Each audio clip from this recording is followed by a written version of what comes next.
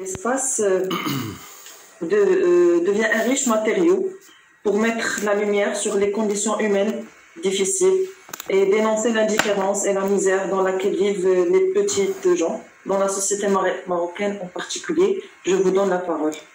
Merci. Bonjour tout le monde. Je souhaite que vous m'entendez bien.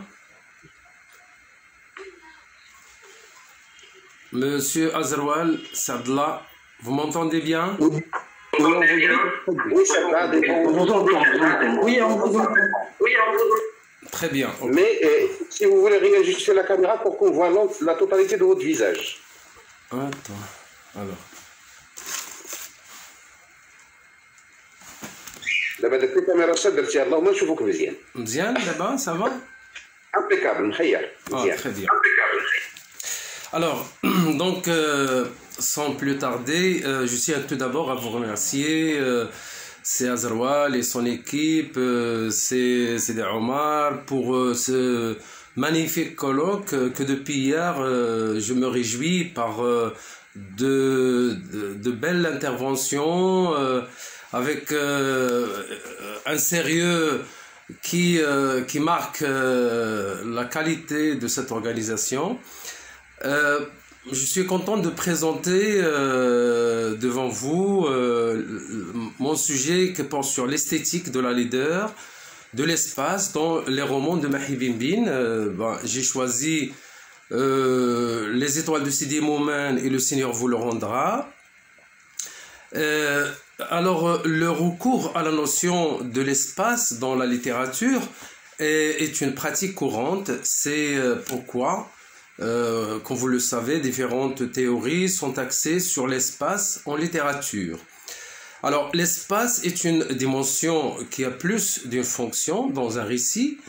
Il oscille entre le morphique et le métamorphique. En effet, l'espace requiert une portée fonctionnelle. Il peut servir de décor à tous les lieux, les étroits, clos, ouverts, où se réalisent les actions, où les personnages évoluent, où les événements se déroulent. De ce fait, l'espace permet à l'intrigue d'évoluer par des rencontres, par des séparations, par des conflits.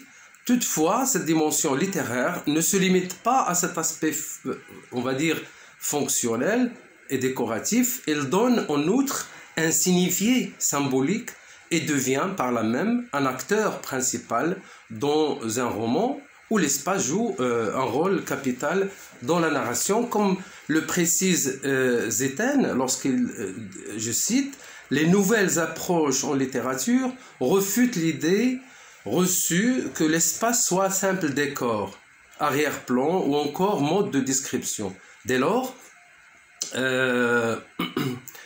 il se résume plus à une fonction de scène anodine sur laquelle se déploie le destin des personnages, mais il s'impose comme enjeu diégétique, substance génératrice, agent structurant et vecteur signifiant. Et il est appréhendé comme moteur de l'intrigue, véhicule de mondes possibles et médium permettant aux auteurs d'articuler une critique sociale. Dans ce cadre, nous voudrions mener une réflexion sur la valeur esthétique et thématique de l'espace dans Les Étoiles de Sidi Moumen et Le Seigneur vous le rendra. Nous verrons tout d'abord que ces deux textes s'inscrivent dans un courant littéraire réaliste où l'engagement est un aspect central chez l'écrivain. Ensuite, nous verrons dans quelle mesure l'espace n'est pas conçu comme étant un simple décor, un arrière-plan, comme on a dit tout à l'heure, mais qu'il a une portée symbolique. Alors, Mahi Bimbine, comme vous le savez, un écrivain marocain qui a produit depuis 1992 une dizaine de romans déjà traduits en plusieurs langues. Et ces textes, généralement, ils résument un petit peu les conditions lamentables des petites gens dans la société marocaine.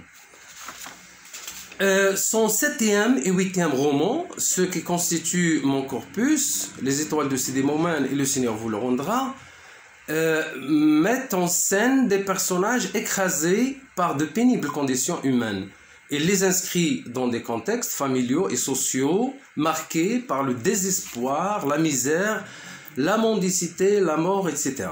En somme, ces romans inspirés de la réalité marocaine sont l'occasion pour l'auteur d'interroger le réalisme cru, d'interroger le misérabilisme, et donc il n'est pas un écrivain qui provoque ou qui dénonce seulement, ouvertement, mais dans un cadre fictionnel. Et l'espace laid, dans cette manœuvre littéraire, lui permet de décrire et d'accueillir des personnages pour donner toute la quintessence et toute l'énergie à son texte. Et il me semble intéressant de revenir un petit peu sur le substantif de la laideur et de l'adjectif laid un petit peu pour contextualiser les analyseurs, si vous voulez, que je vais utiliser dans mon analyse et dans ma réflexion. La laideur de l'espace, ici, faisant écho à celle des personnages, est un riche matériau, comme j'ai dit, pour mettre en lumière justement les conditions humaines difficiles de ces personnages. Donc, dans le monde hellénique, l'expression de la laideur était liée aux formes de l'excès, de l'ébris. Elle était la traduction de ce qui est difforme, monstrueux, asymétrique. La laideur, dans cette perspective, est liée à ce qui n'entre pas dans le canon. Elle est une dysmorphie qui vient révéler un envers de décor que l'on préférait ignorer. À partir des théories développées par Freud, la laideur peut caractériser ce que nous voulons cacher de nous, ce dont nous ne sommes pas conscients ou refusons de l'être. Il devient synonyme de l'étranger qui est en nous. Pour le philosophe allemand Karl Rosenkranz, il a révélé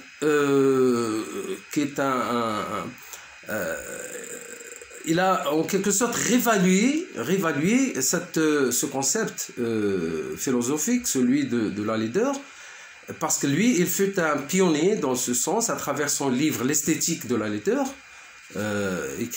publié en 1853, sachant que le père fondateur de la discipline Baumgarten, quant à lui, il voit que l'esthétique, puisque la laideur rentre dans cette discipline, il voit que l'esthétique est la théorie du beau.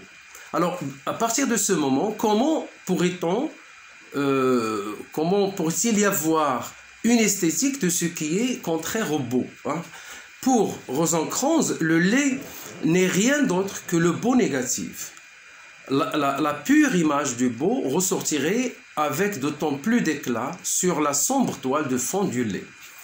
Chez lui, même si le laid n'est jamais perçu comme l'ombre, il est devenu inséparable du beau et donc indispensable. De plus, le laid n'est pas ou n'est seulement ou simplement pour lui le contraire du beau. Ce n'est pas un concept statique, mais plutôt un concept qu'il faut saisir comme en devenir.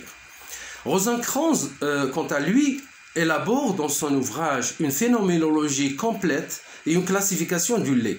C'est en quelque sorte tout l'univers du laid que je déploie, hein. Je le cite ici, depuis ses premières nébuleuses chaotiques, depuis la morphie et la symétrie, jusqu'à ses frontières les plus denses dans l'infinie diversité de la désorganisation du beau qu'est la caricature. L'absence de forme, la correction, la difformité constituent les différents degrés de cette série cohérente de métamorphoses.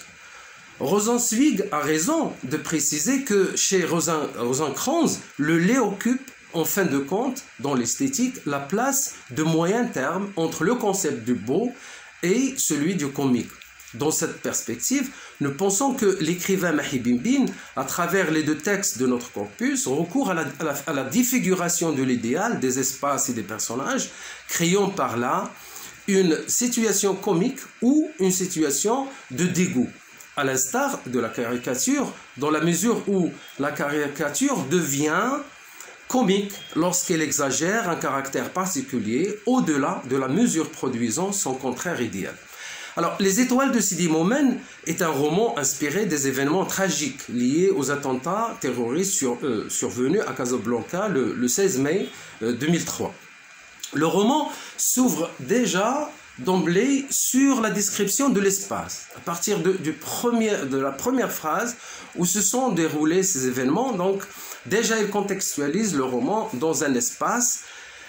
Nous soulignons que l'espace est entendu, je l'emploie dans le sens où il diffère du lieu par le fait qu'il est chargé de toutes on va dire, les connotations sociales et toute la vie des personnages.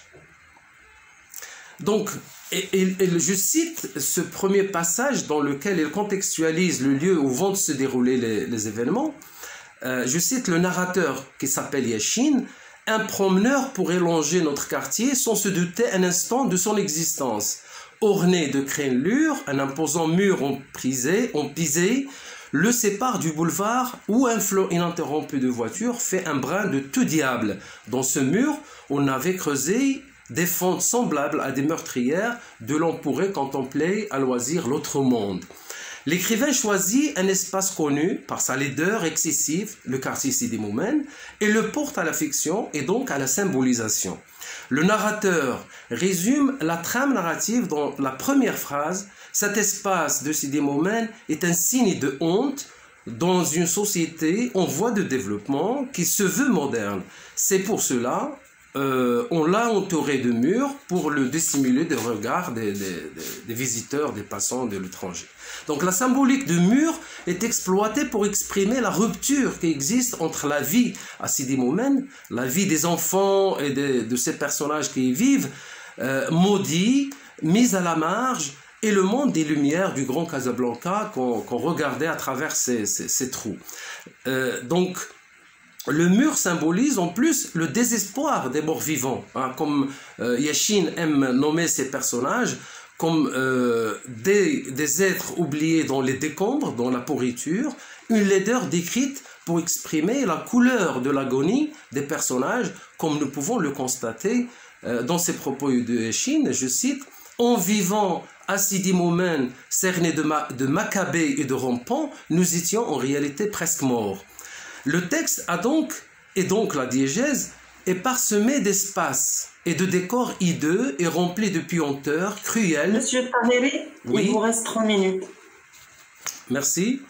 Donc tous les sens sont simultanément hostilement conviés à considérer la leader de l'espace de vie.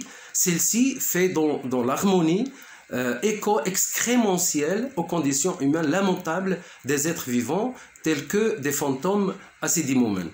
Le recours à cette esthétique de laideur de l'espace est associé chez l'écrivain à la laideur de la vie des personnages. Le narrateur raconte que tous ceux qui vivent s'installent à Sidi Moumen portent en eux ou avec eux toutes les facettes de misère. C'est pour cela qu'ils s'y adaptent plus facilement.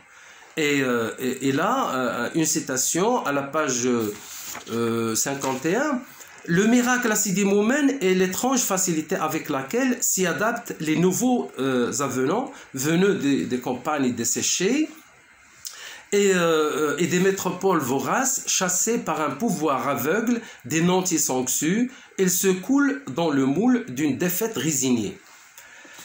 Il intègre le décor au même titre que les montagnes d'ordures, que les abris, de hasard, fait de boue et de crachats surmontés de paraboles comme de gigantesques oreilles tendues vers le ciel, et sont là et ils rêvent.